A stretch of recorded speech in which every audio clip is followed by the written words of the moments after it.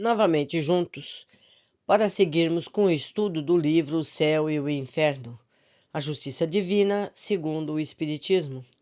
Essa é a tradução da primeira edição francesa de Allan Kardec, a original. Capítulo 7. Espíritos endurecidos. O castigo pela luz. Em uma das sessões da Sociedade Espírita de Paris, em que se havia discutido a questão da perturbação que geralmente ocorre após a morte, um espírito ao qual ninguém havia feito alusão e que não pretendia evocar, manifestou-se espontaneamente pela seguinte comunicação, que, conquanto não viesse assinada, nela pudemos reconhecer sem dificuldade um grande criminoso que a justiça humana havia acabado de punir. Que dizeis da perturbação? Por que tais palavras vãs? Sois sonhadores e amantes de utopias. Ignorais completamente o assunto do qual vos ocupais. Não, senhores, a perturbação não existe, salvo, talvez, em vossos cérebros. Estou terminantemente morto, tanto quanto possível, e vejo claro em mim, ao meu redor, em toda parte. A vida é uma triste comédia. São ineptos os que se retiram da cena antes que caia o pano. A morte é terror, castigo ou desejo, conforme a fraqueza ou a força daqueles que a temem e desafiam ou por ela imploram. Para todos ela é um amargo escárnio. E esta luz que me ofusca e que me perfura a sutileza do ser, qual aguçada flecha. Castigaram-me com a treva da prisão, acreditaram castigar-me ainda com as trevas do túmulo e com aquelas sonhadas pelas superstições católicas. Pois bem, sois vós, senhores, que sofreis a escuridão. E eu, o degradado social, pairo acima de vós. Eu quero permanecer o que sou. Sou forte pelo pensamento e desdenho as advertências que ecoam ao meu redor. Vejo com clareza. Um crime é uma palavra. O crime existe por toda parte. Quando é cometido pela multidão, glorificam-no. Praticado por um indivíduo, é torpeza, absurdo. Não quero que se compadeçam de mim, nada peço. Não preciso do auxílio de ninguém. Saberei lutar contra essa odiosa luz. Aquele que ontem era um homem, essa comunicação, ele assinou dessa forma, aquele que ontem era um homem. Essa comunicação foi analisada na sessão seguinte e no cinismo mesmo da linguagem reconheceu-se um ensinamento importante. Vemos na situação desse espírito infeliz uma nova modalidade de castigo que os culpados enfrentam. De fato, enquanto uns são lançados nas trevas por um isolamento absoluto, outros sofrem durante longos anos a angústia do seu último momento e julgam-se ainda vivendo na terra. Aqui, a luz brilha para o espírito. Ele goza da plenitude das suas faculdades, sabe perfeitamente que está morto e não se lamenta de nada, não pede nenhuma ajuda e ainda desafia as leis divinas e humanas. Quer isso então dizer que ele escapou do castigo? Não. O que acontece é que a justiça de Deus é manifestada de muitas formas, e o que faz a alegria de uns representa o tormento de outros. A luz constitui um suplício para esse espírito, obstinando-se contra ela, mas reconhecendo a perturbação que lhe causa quando diz, malgrado o próprio orgulho: não preciso do auxílio de ninguém, saberei lutar contra esta odiosa luz. Reconhece igualmente na frase: esta luz que me ofusca e que me perfura a sutileza do ser, qual aguçada flecha. A expressão sutileza do ser é marcante, pois nela o espírito reconhece que seu corpo é fluídico, penetrável pela luz, de que não pode escapar. Luz que o penetra como uma aguçada flecha. Nossos guias espirituais, instados a dar sua apreciação sobre o assunto, ditam 3 comunicações a seguir, digna da mais séria atenção. Sempre eu repito, amigos, não é castigo, é consequência. Certo? Esses textos foram escritos num tempo em que a imagem castigo era muito forte ainda, trazida pela igreja, ou melhor, pelas igrejas, certo? Então, não é castigo, é consequência. É a justiça, é o sistema universal de equilíbrio das energias.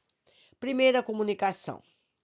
Evidentemente, do ponto de vista das exigências, os espíritos na erraticidade encontram-se na inatividade e espera. Mas ainda assim, podem espiar desde que, por conta do orgulho e da teimosia irredutível e caprichosa de seus erros, não se detenham no progresso de gradual ascensão, como mostra o terrível exemplo desse espírito, recalcitrante no crime, debater-se contra a justiça divina que o apanha depois da justiça dos homens. Neste caso, então, a expiação ou antes o sofrimento inexorável que os atormenta, em vez de ser de proveitoso e de fazê-los entender a profunda razão de sua punição, exacerba-lhe a revolta, arrancando-lhe os murmúrios que as Escrituras, em sua poética eloquência, chama de ranger de dentes. Expressiva figura de linguagem. A mostrar o sofredor alquebrado, mas ainda insubmisso, perdido na própria dor, mas cuja revolta ainda é grande, o bastante para recusar-se a reconhecer a legitimidade do castigo e da recompensa. Repito eu, a legitimidade da consequência, certo? Os grandes erros perduram com frequência e não quase sempre no mundo dos espíritos, assim como se mantêm as grandes consciências criminosas.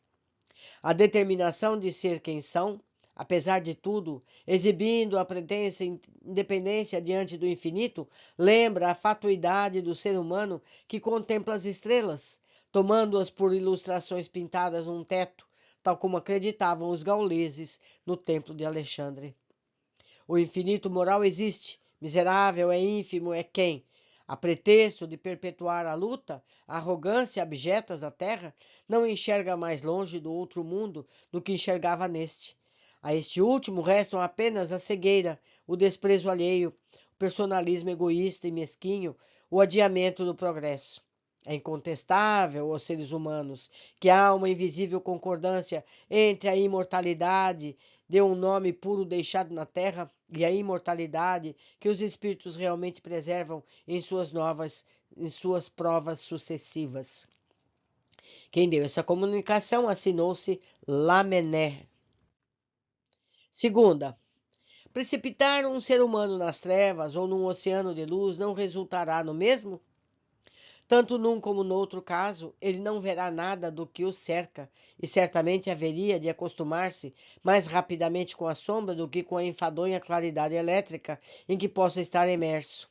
Assim, é que o espírito que se comunicou na última sessão expressa bem a verdade dessa sua situação quando exclama: saberei lutar contra essa odiosa luz. De fato, essa luz é tanto mais terrível quanto mais medonha, quanto mais completamente atravessa-lhe o ser, tornando visíveis e evidentes os seus pensamentos mais secretos. Aí está um dos lados mais duros do seu castigo espiritual. O espírito está, por assim dizer, internado na casa de vidro pedida por Sócrates. E aí vemos ainda um outro ensinamento, porquanto o que seria a alegria, a consolação do sábio, torna-se a punição infamante e contínua do perverso, do criminoso, do parricida, alarmado ao ver desnudar-se a própria personalidade. Podeis compreender, meus filhos, a dor e o terror que devem recair sobre aquele que, durante uma existência sinistra, comprazia-se em combinar e maquinar as mais deploráveis atrocidades em seu foro íntimo, onde se refugiava qual fera em sua caverna, e que vê agora expulso do covil íntimo em que se esquivava ao olhar a investigação de seus pares? Foi-lhe agora arrancada a máscara da indiferença? Estampa-se sucessivamente agora na face cada um de seus pensamentos. Sim, doravante não haverá repouso ou refúgio para esse formidável criminoso. Cada mau pensamento, e Deus sabe, quando um deles manifesta em sua alma, revela-se por fora e por dentro dele, como sob a ação de um choque elétrico superior. Ele procura ocultar-se em meio à multidão, mas a odiosa luz penetra-lhe o ser continuamente. Ele quer fugir, dispara, ofegante, em desenfreada corrida pelo espaço imensurável. Mas por toda parte a luz, por toda parte os olhares que lhe fixam nele. Corre novamente então em busca da sombra, da noite, mas a sombra e a noite não mais existem para ele. Chama a morte em seu socorro, mas a morte é apenas uma palavra sem sentido. O infeliz foge ainda, ele caminha para a loucura espiritual. castigo terrível, dor medonha, em que se vai debater consigo mesmo, a fim de libertar-se de si mesmo. Porque tal é a lei suprema, a lei da terra. O culpado é que torna a si próprio, por si mesmo, seu inevitável castigo. Quanto tempo isso vai durar? Até o momento em que sua vontade for vencida, curvar-se sob o golpe dilacerante do remorso, em que se humilhará a altivez do seu semblante diante das vítimas apaziguadas e dos espíritos de justiça. Observai ainda a elevada lógica das leis imutáveis, porquanto ele um dia adotará a postura que descreveu na desdenhosa mensagem que transmitiu na última sexta-feira. Mensagem tão clara, lúcida e tristemente cheia de si mesmo, quando ele decidir libertar-se por um ato de sua vontade. Assinou Erasto. Terceira comunicação. A justiça humana não faz distinção da individualidade dos seres que castiga. Julgando o crime pelo próprio crime, ela atinge indistintamente aqueles que o cometeram, aplicando a mesma pena ao culpado sem distinção de sexo e qualquer que seja a sua educação. A justiça divina procede de forma diferente. As punições correspondem ao grau de adiantamento dos seres a que elas são aplicadas. Eu vou ler novamente. As punições correspondem ao grau de adiantamento dos seres a que elas são aplicadas. Vamos dar um exemplo. Você não pode dar a mesma pena a um indivíduo selvagem que vive numa tribo que mata um adversário. A mesma pena não pode ser dada àquele indivíduo erudito, estudado, que conhece as leis, que conhece o Código Penal, que comete o mesmo crime. Porque um sabe e o outro não sabe. Então, existe a punição, existe a correção, mas são feitas de modo diferente. Continuando nossa leitura.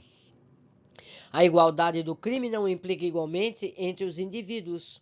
Dois homens que tenham cometido idênticas faltas podem estar distanciados pelas circunstâncias das provações de cada um, posicionando um deles nos graus iniciais pela limitação de seu intelecto, enquanto o outro, tendo-os há muito transcendido, possui a lucidez que liberta o espírito da confusão. No caso deste último, não são mais trevas que castigam, mas o caráter penetrante da luz espiritual, que ao trespassar a inteligência terrestre, faz com que sinta a dor de uma chaga em carne viva. Os seres desencarnados, perseguidos pelas imagens de seus crimes, enfrentam o choque da eletricidade física, sofrendo pelos sentidos. Os que já estão desmaterializados pelo espírito sentem uma dor muito superior que lhes aniquila, com as suas ondas de amargura, a recordação dos fatos, deixando subsistir apenas a consciência de suas causas. O ser humano pode, portanto, apesar do caráter criminoso de suas ações, possuir um adiantamento interior que, conquanto as paixões o façam agir como um bruto, suas apuradas faculdades o elevam acima da espessa atmosfera das camadas inferiores. A ausência de ponderação ou equilíbrio entre o progresso moral e intelectual é que produz as anomalias tão frequentes em épocas de materialismo e de transição. A luz que tortura o espírito culpado é, portanto, exatamente o raio espiritual a inundar de claridade os escaninhos recônditos do seu orgulho, mostrando-lhe a futilidade de seu ser fragmentário. São estes os primeiros sintomas, as primeiras angústias da agonia espiritual que prenunciam a separação ou dissolução dos elementos intelectuais e materiais que compõem a primitiva dualidade humana, a que devem desaparecer na unidade grandiosa do ser pleno, assina Jean Reynaud. Essas três comunicações obtidas simultaneamente completam-se mutuamente, apresentando o castigo sob um novo aspecto, eminentemente filosófico e racional. É provável que os espíritos, ao querer tratar da questão baseados em um exemplo, tenham provocado um tal propósito a comunicação espontânea do espírito culpado. A par desse quadro, que foi baseado em um fato, vejamos, para estabelecer de paralelo, um outro quadro apresentado por um padre em sua prédica sobre o inferno, por ocasião da Quaresma de 1864, em Montreuil-sur-Mer, Me perdoem o mal francês. Diz ali, o fogo do inferno é milhões de vezes mais intenso do que o da terra.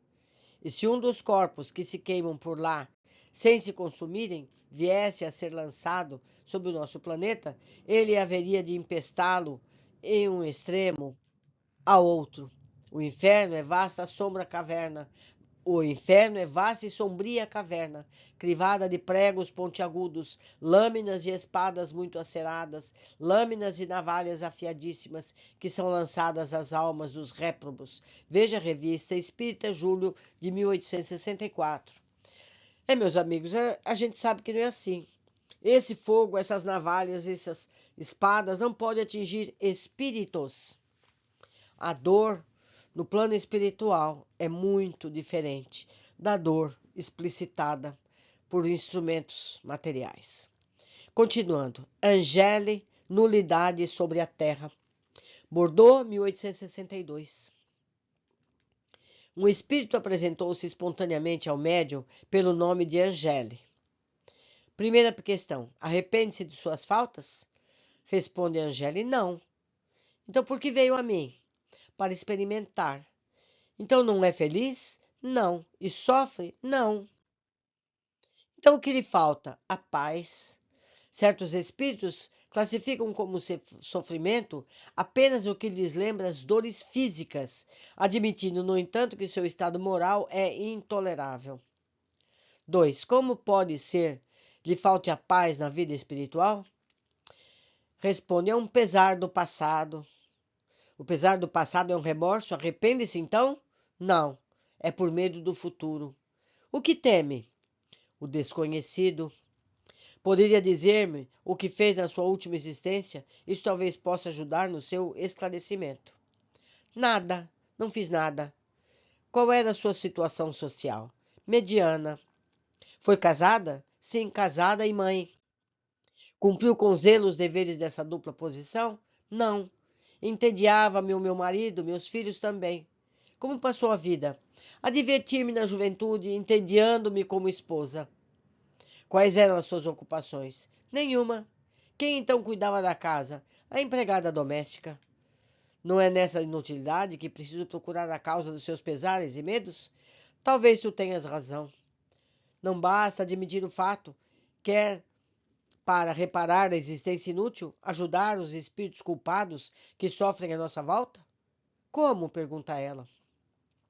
Ajudando-os a melhorarem através de seus conselhos e preces. Eu não sei orar. Nós vamos orar juntos. Poder assim aprender. Gostaria de fazer isso? Não. Por quê? Porque é cansativo. Meu Deus do céu, meus amigos, que pessoa cansativa ela. Como ela é chata. Continuando. Instrução do guia do médium. As instruções que vos damos colocam-vos sob os olhos dos diversos graus de sofrimento e as diversas posições dos espíritos condenados à expiação em consequência de suas faltas. Angele era uma dessas criaturas sem iniciativa, cuja vida é tão inútil aos outros quanto a si mesma. Amando somente o prazer, incapaz de procurar no estudo ou no cumprimento dos deveres domésticos e sociais as satisfações do coração. Únicas que podem dar encanto à vida, pois aplicam-se a todas as idades. Angele empregou seus anos de juventude apenas com distrações frívolas. Mais tarde, quando os deveres mais sérios impuseram-se, o mundo havia se tornado vazio para ela, pois ela mesma fizera o vazio em seu coração.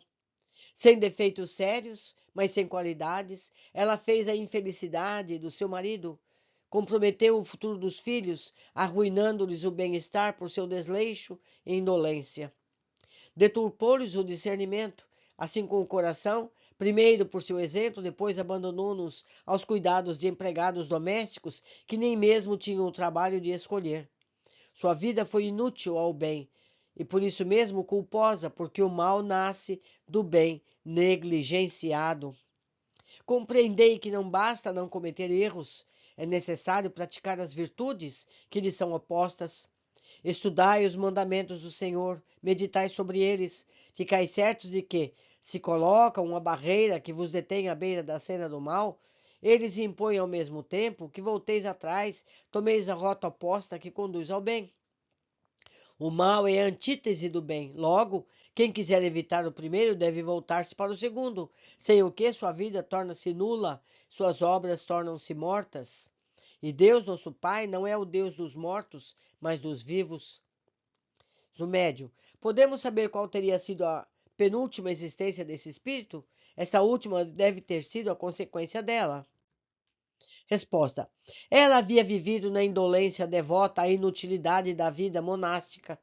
Preguiçosa, egoísta por opção, quis experimentar a vida em família, mas o seu espírito muito pouco progrediu. Sempre repeliu a voz íntima que lhe mostrava o perigo, mas como a propensão para nele resvalar era tênue, preferiu deixar-se levar por ela, a fazer um esforço para assustá-la no início. Ainda hoje compreende o perigo que se representa manter-se nessa neutralidade, mas não consegue empreender o melhor esforço para sair da situação. Rogai por ela, fazendo com que desperte e abra os olhos para a luz. É vosso dever, e dever algum deve ser desprezado. O ser humano foi criado para a atividade. A atividade do espírito é sua essência, a atividade do corpo é uma necessidade. Satisfazei, pois, as necessidades da vossa existência como espírito destinado à paz eterna. Vosso corpo, destinado ao serviço do espírito, é apenas uma máquina que obedece à vossa inteligência. Portanto, trabalhai, cultivai a inteligência, a fim de que ela dê um impulso salutar ao instrumento que deve assistir no cumprimento da sua tarefa. Não lhe concedais repouso ou trégua, lembrando que a paz a que aspirais só vos será concedida após realizado o trabalho. Quanto mais protelardes o trabalho, tanto mais durará para vós a ansiedade da espera. Trabalhai, trabalhai incessantemente, cumpri todos os vossos deveres, sem exceção, realizando-os com zelo, coragem e perseverança. Sereis sustentados pela vossa fé.